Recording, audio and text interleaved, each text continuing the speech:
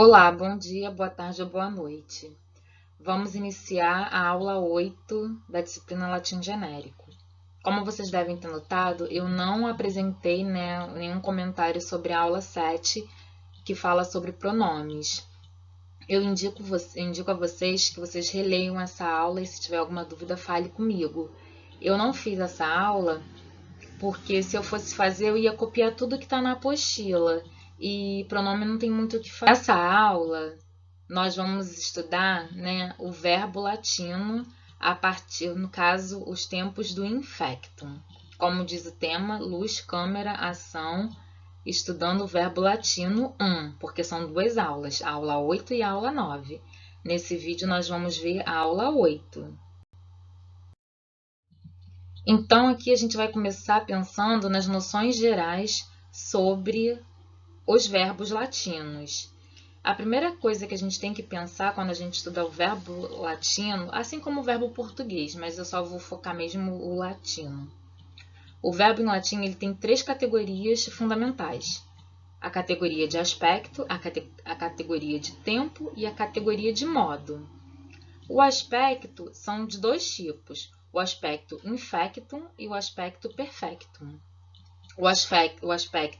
O infectum diz respeito à noção de não acabamento do tempo e o perfectum à ideia de acabamento do tempo, acabamento da ação, melhor dizendo. Cada aspecto possui tempos verbais específicos e características próprias. Como vocês vão ver mais para frente, existem tantos tempos que seguem características, terminações e radical de infectum, e tantos tempos que seguem radicais de perfectum. E esses tempos verbais, eles tanto vão ser do modo indicativo ou do modo subjuntivo. Vai depender da ideia de ação, acabada ou inacabada, que esse verbo vai trazer.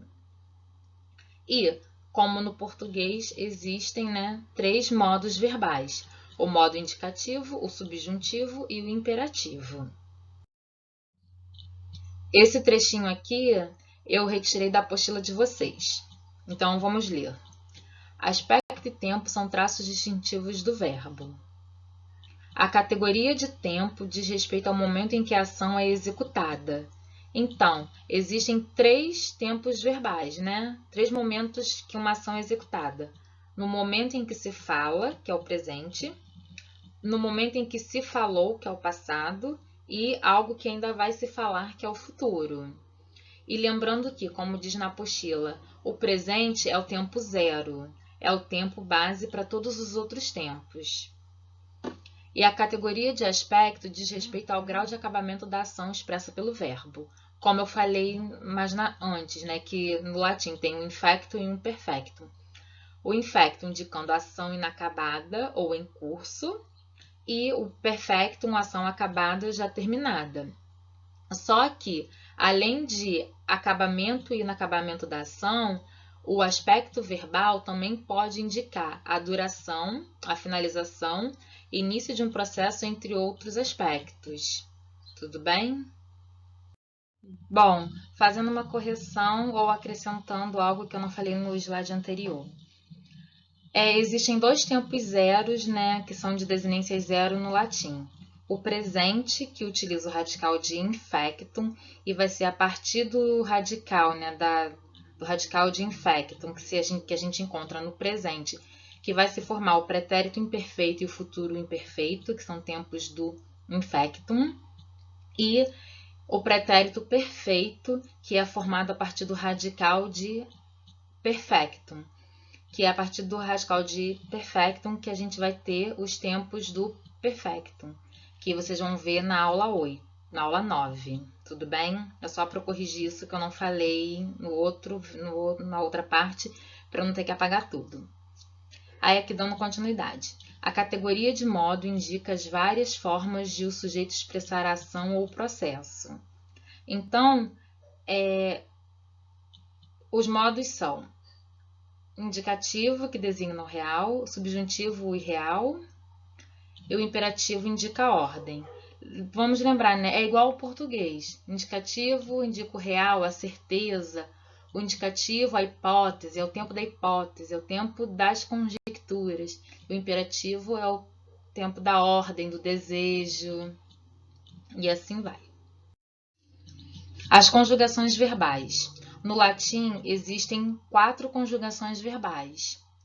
3 delas com vogal temática, e que essas vogais elas são longas. Assim, eu não sei botar a bráquia e o macron no texto. Então, vocês consultem a apostila que mostra onde tem as marcações de longa e breve, tá? Então, eu vou ficar devendo isso para vocês. Então, a primeira, a segunda e a quarta conjugação são conjugações verbais que têm vogal temática. Então, essas formas, elas têm a vogal longa. E como que eu reconheço essa vogal temática? No caso aqui, vai ser pela repetição da repetição da vogal. Aqui.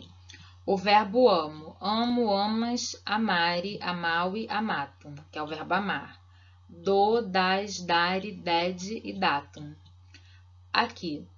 Tem aqui o as na segunda pessoa do singular do presente e o are, que vai indicar que é o infinitivo. Não repetiu aqui o a nas duas formas? Então, aqui indica que é a primeira conjugação, com vogal temática em a. Segunda conjugação, verbos com vogal temática e. Deleo, deles, delere, deleui, deletum. Em que a gente tem a repetição do es-ere. Então, indica que é segunda conjugação, tá? Repetição. Docio, docis, docere, docui, doctum. Então, aqui, ó, es-ere. Então, a gente vê que é segunda conjugação por causa da repetição do e. Possui vogal temática e. Vamos pular agora aqui para a quarta. Verbos com vogal temática i. Venio, venis, venire, veni, ventum. Aí vocês veem aqui, i. Repetição do i, tanto na segunda pessoa do singular quanto no radical de infinitivo. A gente tem o que é a quarta conjugação. E a terceira conjugação? A terceira conjugação, ela é aquela que não tem vogal temática. A vogal temática, ela é escondida, vamos dizer assim. São palavras que são verbos que têm tema em consoante, mais uma vogal de ligação, ou como aqui é o verbo cápio, que é um verbo que tem uma vogal acoplada no seu radical, mas que em alguns tempos verbais essa vogal some porque ela é um resquício da quarta conjugação, vamos dizer assim. Eu não sei explicar direito, mas é como se algumas palavras da terceira conjugação foram da quarta, ou houve mudanças, né, no decorrer da língua que teve essa diferença e que algumas palavras ficaram com esse resquício, mas que no radical, mas que no infinitivo ela não existe. Por exemplo, aqui, cápio, o radical é capere, não é capire, tá vendo? É ere puro. E aqui na terceira conjugação, o e é breve, então a forma é mitere e capere. Já na segunda conjugação é docere, delere. Então, o e é longo e na terceira conjugação o e é breve. Tudo bem? E uma outra coisa que eu não falei. Agora vamos voltar de novo para cima. Aqui, amo é a primeira forma, as é a segunda, are é a terceira. A quarta forma indica o radical de perfectum. A quinta forma, que é a forma matum, é o radical de supino. É desse radical aqui que a gente forma os adjetivos. A gente forma os adjetivos e o particípio passado. Tudo bem? Em todos os verbos é a mesma coisa, tá?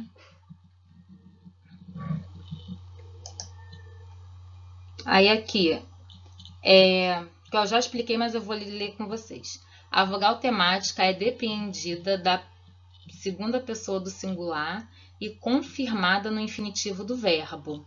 Lembrando que o infinitivo é a terceira forma do verbo. Então, aqui, ó, no verbo amo é amare. Do verbo do é dare. Do verbo deleo é delere. Do verbo docio, docere.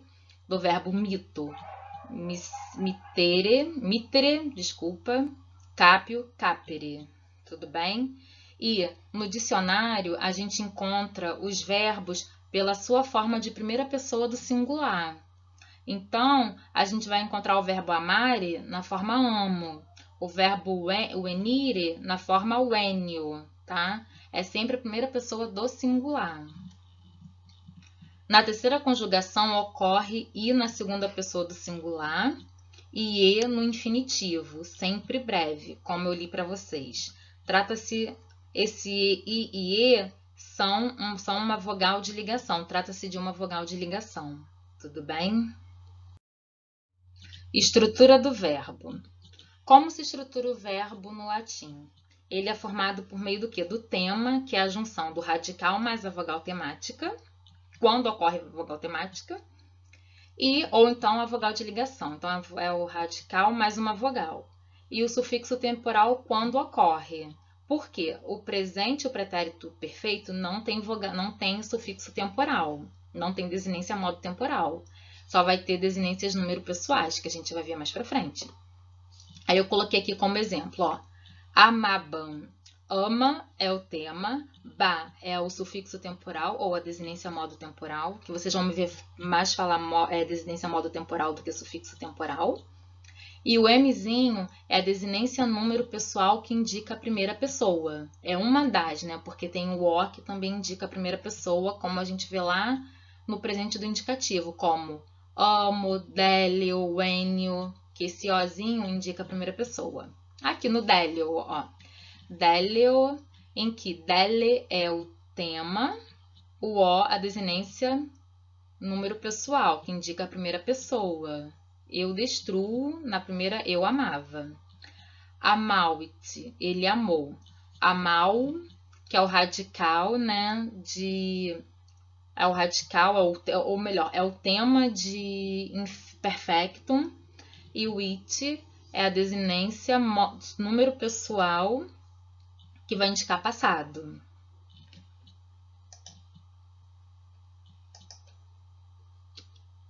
Aí aqui que eu coloquei, sufixo é o mesmo que desinência modo temporal.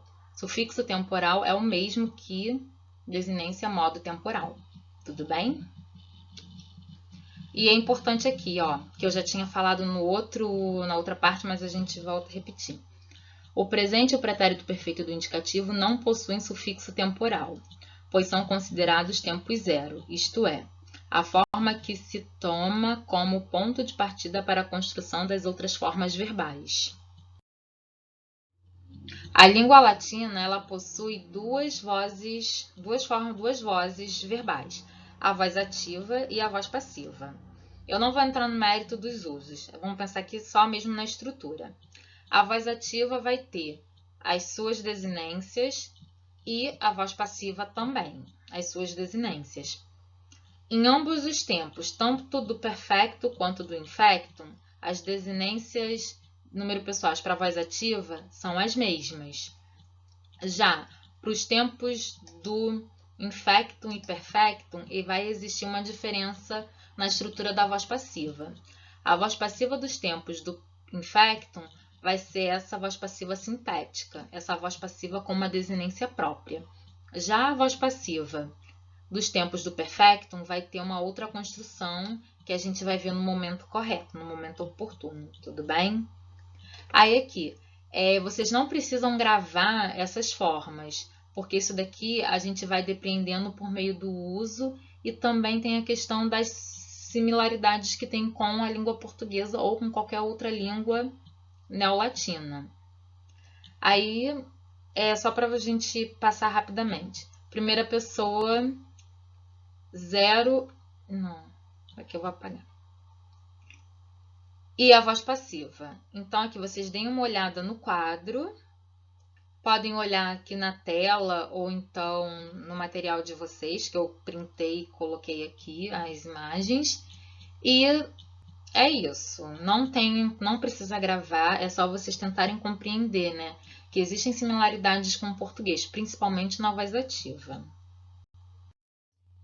Aí aqui, a voz passiva nos tempos do perfectum possui outra construção, que será apresentada na aula 9. Nos casos dos tempos do infectum, é importante reconhecer o tema do presente do indicativo, pois ele é a base para a formulação de outros tempos. Aí eu já falei isso há uns slides atrás, mas vamos retomar, que é bom repetir.